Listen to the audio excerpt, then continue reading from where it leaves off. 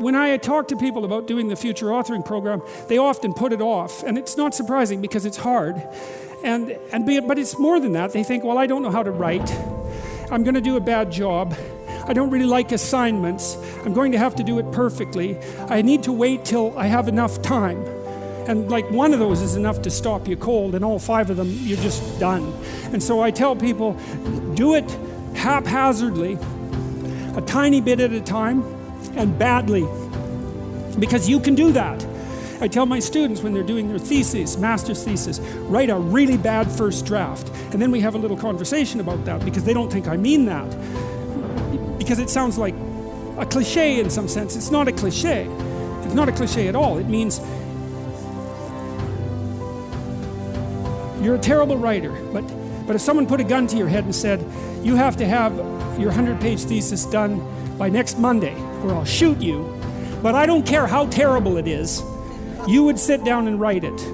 And the thing is, then you have it, right? Then you have something, and then you can fix it. You can iterate and fix it. That bad first draft, that's the most valuable thing, and so that's what you need. You need a bad first draft of yourself.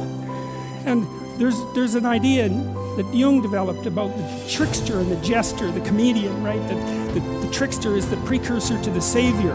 That's one of the things I learned from Jung. It was just, it's so unlikely. You'd never think that. It's so amazing that might be the case. But the satirical and the ironic and the troublemaker, the comedian, the fool is the precursor to the savior. Why? Because you're a fool when you start something new. And so if you're not willing to be a fool, then you'll never start anything new. And if you never start anything new, then you won't develop. And so the willingness to be a fool is the precursor to transformation. And that's the same as humility. And so if you're going to write your destiny, you can do a bad first job. You're going to get smarter as you move forward. That's the thing, is that, so something beckons to you. That's what happens here. Maybe the star that Geppetto wished on was the wrong damn star, but at least it was a star, right? At least it was in the sky. At least it moved him forward. And so you say in your life, well, something grips you and fills you with interest.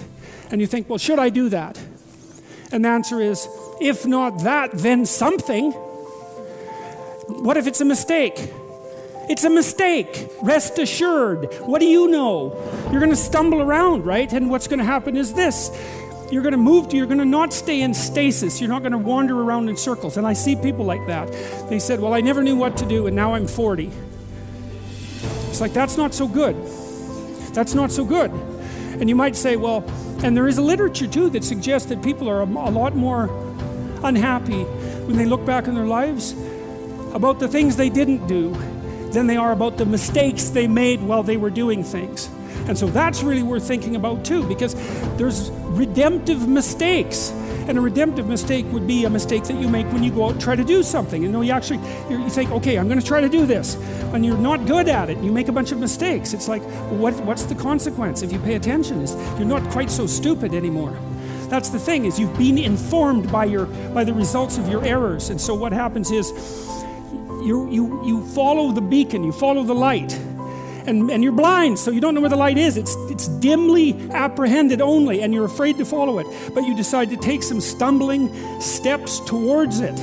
And as you take stumbling steps towards it, you become illuminated and enlightened and informed because of the nature of your experience, because you're pushing yourself beyond where you are, and you're going into the country that you have not yet been in, and you learn something. And so what happens then is the star moves. You move 10 feet towards it and you think, no, that's not right. I didn't get it right. It isn't there, it's actually there. And so then you see it somewhere else and you shift yourself slightly and you move forward. And that's what happens, is that you continue as you change. The thing that guides you forward moves, right? It's like God in the desert in Egypt, the pillar of light that you're following. It's moving. It's not a permanent thing. You move towards it, it moves away, it guides you forward. And so you say, well, is what I'm aiming at paradise itself? And the answer to that is no, because what do you know? You couldn't see paradise if it was right in front of you, but you might get a glimmer of it.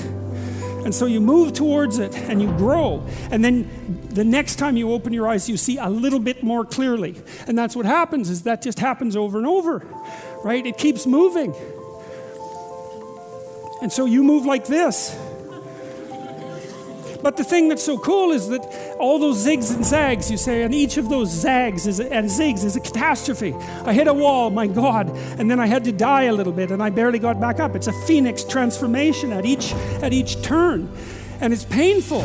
But the thing is that even though you've traveled 20 miles, let's say, on that road, and you've only moved 3 miles forward, you've moved 3 miles forward instead of falling backwards, because that's the thing too, is that if you stand still, you fall backwards.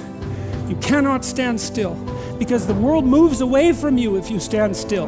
And there's no stasis, there's only backwards. And so if you're not moving forwards, then you're moving backwards. And that's more of the underlying truth of the Matthew principle. To those who have everything, more will be given. From those who have nothing, everything will be taken. It's a warning. Do not stay in one place.